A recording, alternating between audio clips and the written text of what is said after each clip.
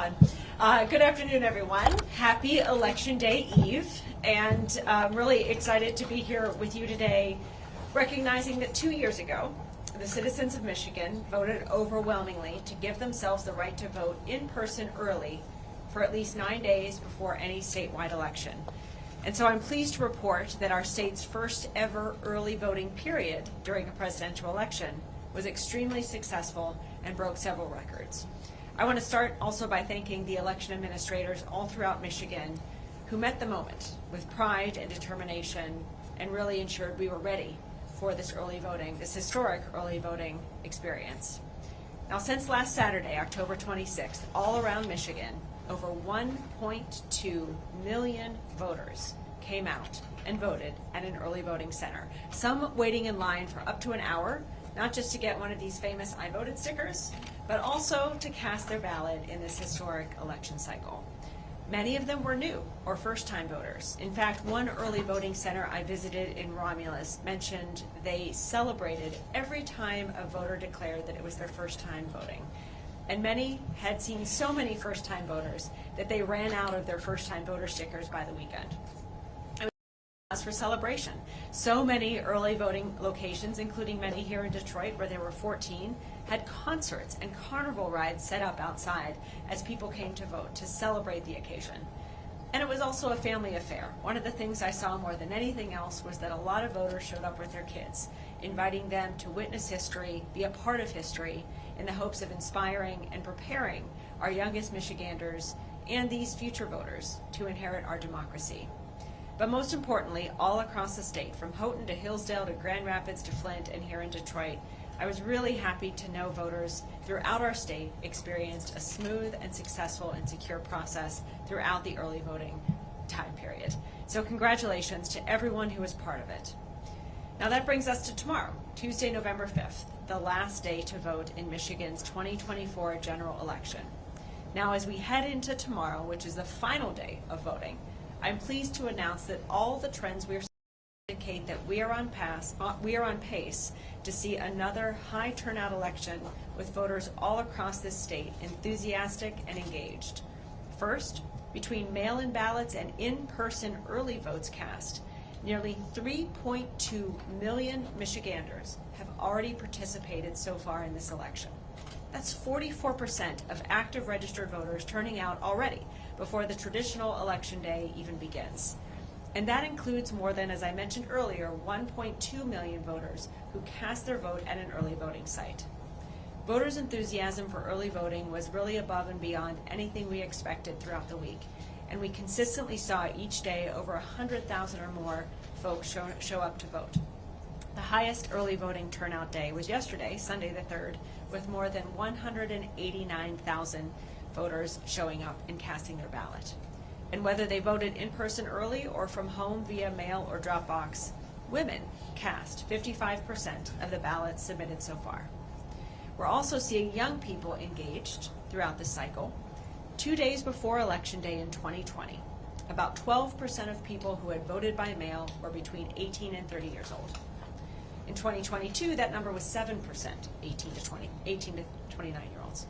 As of polls closing last night, 12.5% of the total votes cast thus far came from 18 to 30-year-olds, and more than 17% of those who took advantage of in-person early voting were between the ages of 18 and 30 years old. Older Michiganders also represent more than half the votes cast already, with 51.4% of ballots cast total up to this point coming from voters over the age of 60. And 15% of voters who have cast a ballot in Michigan in 2024 did not vote in 2020. So while statewide voter turnout is currently at 44% and Washtenaw County is leading the pack with 54%, that's 10 points above the state average. We're also seeing high turnout rates in many of our largest counties. Oakland County is also above the statewide turnout rate. They are at 49.8% turnout, and Kent County is at 47.8%, all again above the state average.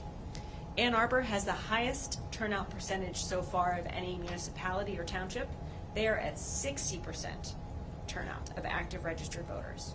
East Lansing is second at 55%, and Livonia and Sterling Heights follow. Livonia is at 47%, and Sterling Heights has seen 45% voter turnout so far. Here in Detroit, we're seeing 32% turnout so far. Grand Rapids was at 39%, and Warren is at 35%. The other thing I saw when I was around the state this week was the popularity of these unique I voted stickers that were designed by Michigan artists. There's 10 of them total, and everywhere I went, it was really interesting to see who chose what. But above all, the hugest hit was the sticker that comedian John Oliver called the greatest sticker ever designed, the famous Michigan voting werewolf sticker.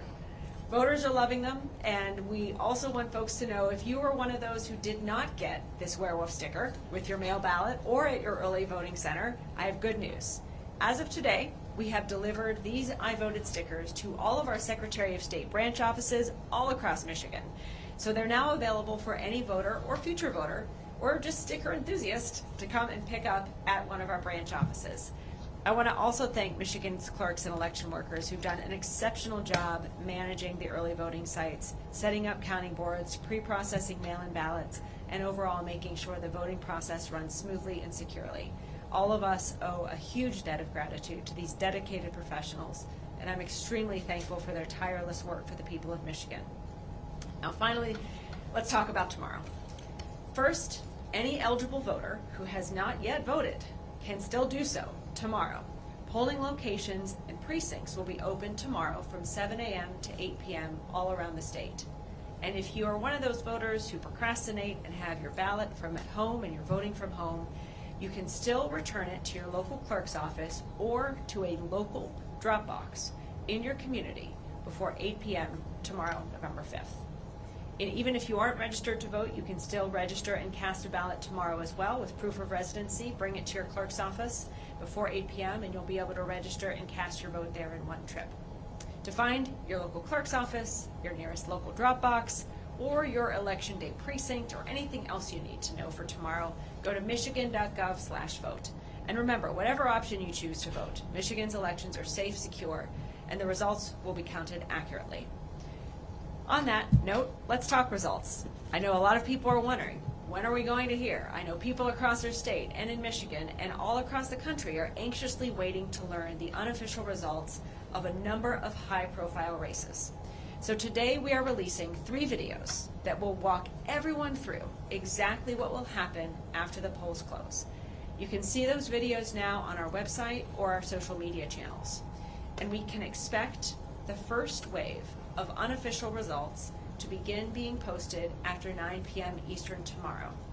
That's because we have 3 counties that are in Central Time, and we wait until all of the polls are closed across the state before releasing any numbers. You can expect to see ballots cast early voting at early voting centers and in person in precincts tomorrow to be among the first numbers released in those early totals. And you will also see, in some cases, ballots that were sent back through the mail or drop boxes, absentee ballots, being included in those totals as well. Those will be the ones that were returned early, and I'm really pleased that in this moment, 82% of the ballots that were sent out have already been returned. So you will see some of those ballot results as well in those early numbers. And while we expect to have the final unofficial results by midday Wednesday, I will be hosting a press conference tomorrow evening shortly after 9 p.m. at Ford Field. And at that time, I will have more specific updates for everyone in terms of what to expect in the post-election period. Now I'm happy to open it up for questions. Secretary Benson, Yes. 4 years ago we saw an influx of absentee voters, of course, due to the pandemic. And it resulted in some impatience among the community members, and we saw a lot of chaos at TCF specifically. Are there any security measures in place to prevent that this go around? There are, and I'll say a couple of things on that. First, it is now a crime in Michigan to threaten an election worker in their line of work. Secondly, throughout the pre-processing procedures that we've observed in Detroit across the state, there have been a number of challengers and observers all peacefully observing and staying within the guardrails of their roles to have access to see the process and also have transparency as well. It's gone abundantly smoothly, and I'm really glad for that. I see no reason why we should depart from that at all tomorrow or in the days ahead, and I certainly expect and hope that no one will try to disrupt the process. It won't be successful, it will break the law, and we will be there with state, local, and in some cases federal law enforcement to protect the process, to protect the people in the process, and to ensure that there is justice served for anyone who would break the law in trying to disrupt or interfere with our elections. All that said, I'm really, again, hopeful that we'll see a peaceful election day, both during the voting process and after the polls close, but we are prepared for anything, and we have multiple partners and even have done scenario planning exercises all across the state to be ready for anything that could transpire. The other thing I'll add is that we'll have close to 100 people from this office working throughout the state to be there and be present if anything occurs, whether it be in northern Michigan or the Upper Peninsula, or on the west side of the state, or here on the east side of the state. We'll be ready in partnership with the Attorney General's office and many others to be there and to ensure we're able to either de-escalate or mitigate any potential occurrences. But again, we ask everyone to respect the process, respect democracy, respect the officials who are in the process, and let's have a smooth and secure election tomorrow. Thanks. Secretary Benson, Yeah. Ed White, Yeah. Associated Press. Can you talk about the impact of the early voting and the absentee voting on the how easy or perhaps hopefully easier to process everything? I mean, how much of this that's gone on the last 9 days will be a relief to the clerks and everyone who has to process the ballot? Yeah, we'll go through a couple of things in comparison to 2020. So in 2020, we had 3.3 million citizens vote before Election Day through primarily mailing in ballots. And in 2020, we saw 2.2 million citizens show up on Election Day. In 2020, our clerks were not able to begin even pre-processing those ballots, those 3 million ballots, until 7 a.m. on Election Day itself. And they did, to great success, actually worked very methodically and securely to process and tabulate those ballots alongside the election day they were administering. And as we went throughout the day, our highest turnout election in state's history, we still had those unofficial results ready and available for everyone by midday to late in the day on Wednesday, within 24 hours of the polls closing. So this year, it's a little bit different and a lot more efficient. This year, in this case, currently 2 million ballots that have been sent back through the mail or at drop boxes, with 1 million of those early votes already being tabulated and voted at early voting centers. Those 2 million have many of which have been returned early, 82% are already back. And as of Monday, October 28th, clerks had the ability to begin pre-processing and feeding those ballots into the machines as well. So that puts us in an extremely good position to handle any late-coming ballots that are returned on Tuesday or today, which will be processed and tabulated just as they would if they were returned at any other time, to go through that, but we'll have a much smaller number of those ballots this time and much higher capacity to efficiently and securely and accurately process and tabulate those ballots tomorrow. All that to say is we'll see how things unfold, but I'm very optimistic and hopeful that we'll have those unofficial results in sooner than we did in 2020, and that is part of what I'll be able to update everyone on at 9 o'clock tomorrow night. Secretary, Yes. Jim Shudo with CNN. As you know, there's an enormous amount of misinformation already circulating, a lot of it with intent, some from inside the country and outside the country, and I expect more here after the election and on election day.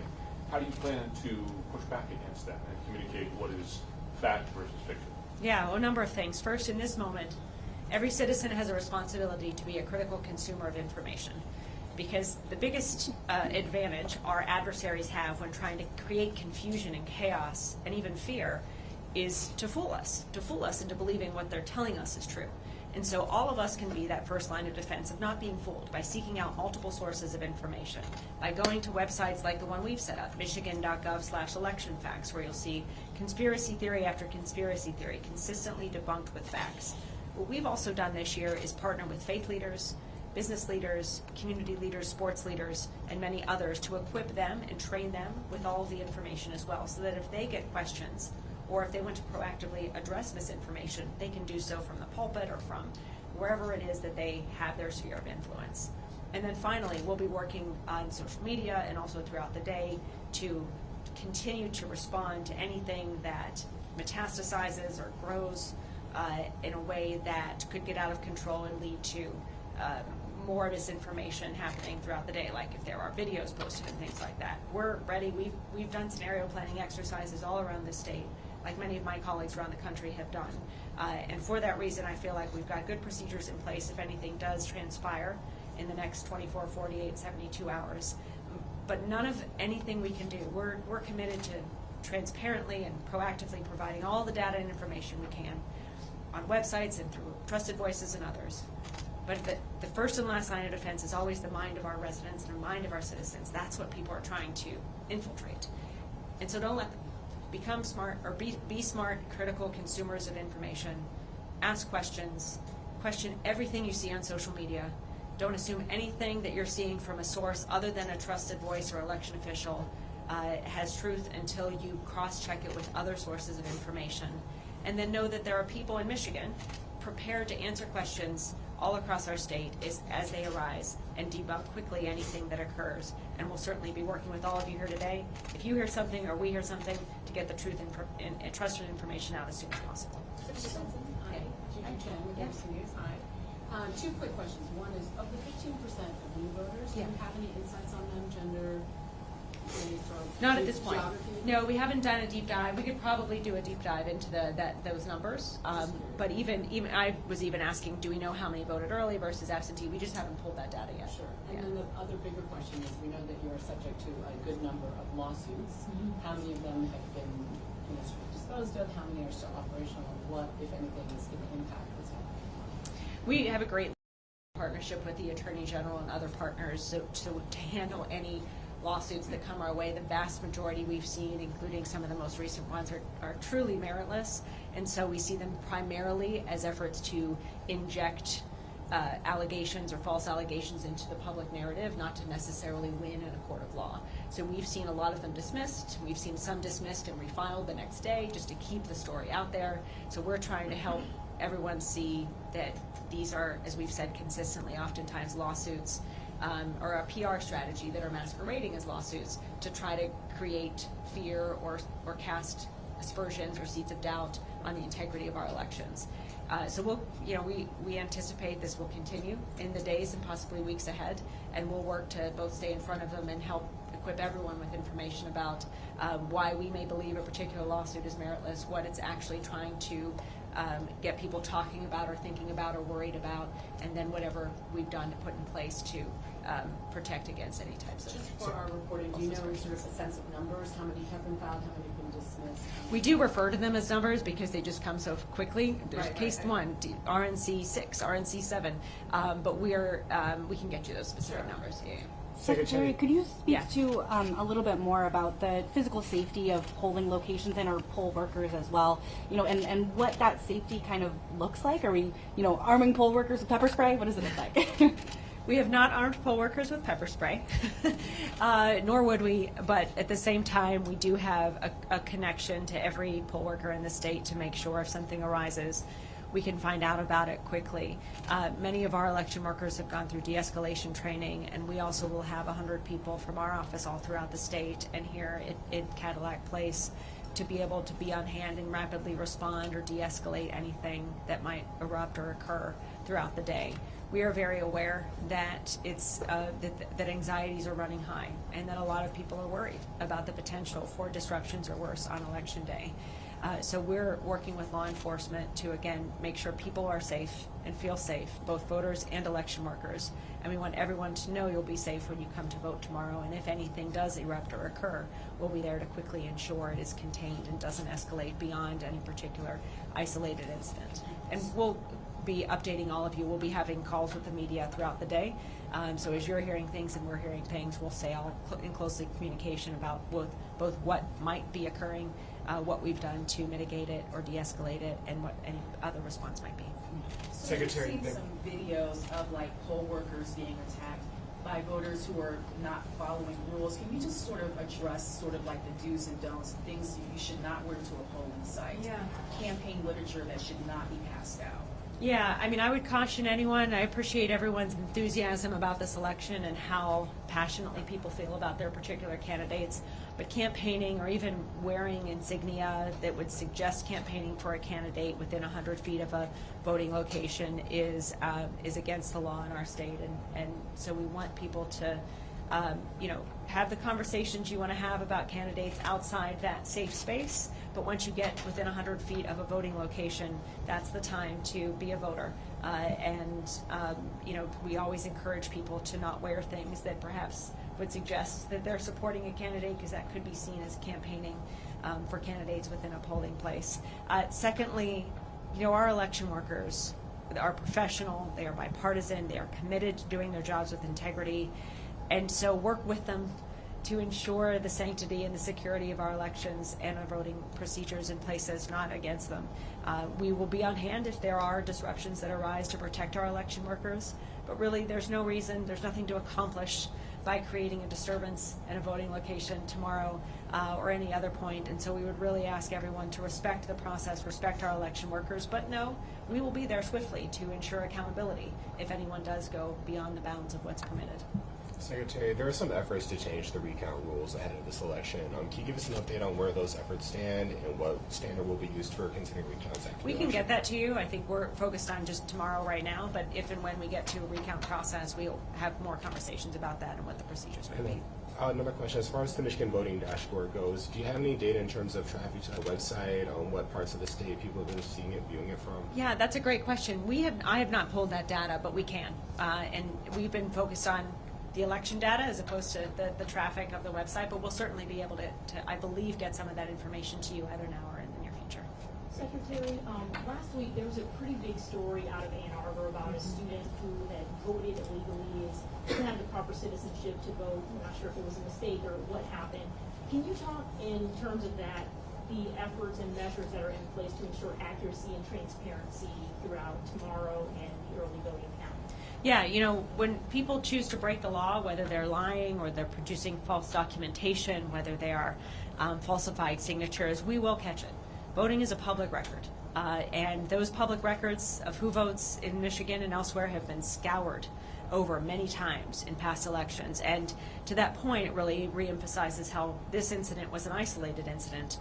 And at the same time, you will see not just swift justice, as you saw here. I'm grateful to the swift actions of the clerk and the local prosecutor, but also very serious consequences for this particular individual. And we'll see how the facts bear out. But that said, we've been working with election workers to continue to ensure the rules are followed, the laws are followed, and we'll be having conversations also with lawmakers, perhaps after the fact, to explore any other things we want to do moving forward to continue to assure folks about the sanctity and security of our process. But we've not seen anything else erupt, and we're hopeful and confident that we'll be working with our election officials to continue to maintain the integrity of the process. Yes. Hi, David. There's been a lot of speculation and concern that former President Trump, based on his rhetoric, based on his past actions, that he'll declare victory early, especially here in Michigan, closing in the balance. Do you have a specific plan to sort of counter that, as well as anything that follows, like last cycle, claims that there's dumping ballots at the TCF Center, which led to some of the chaos that happened there. Mm-hmm. So in that kind of a scenario, if it happens again, do you have a specific plan about something to do differently this time? Yeah, well, I'll say a couple things. First, candidates don't get to decide who wins elections. Voters do. And so we will keep reminding folks of that truth. Candidates certainly can say and will say whatever they want to say. It doesn't change the facts. It doesn't change the tallies of the votes that are cast on paper ballots that will be audited after the fact and securely tabulated throughout the election to ensure the accuracy of the results, whatever those results may be. We hope and expect and ask all candidates to respect the will of the people and respect those results and not claim something is true when it's not. But we'll be there just as we were in 2020 to, with the truth on our side, reiterate what's actually happening, even though candidates and their supporters may try to create confusion around that reality. That's why for the next week and beyond, we'll be here to consistently, as we were in 2020, debunk the misinformation or debunk conspiracy theories as they may arise. And we ask for your help, too, frankly. When you, in 2020, it was media supplies that were being brought into then TCF Center that were falsely alleged to be ballots. They weren't, and I was grateful for a friends in local media here who quickly said, no, that was our stuff, that wasn't ballots.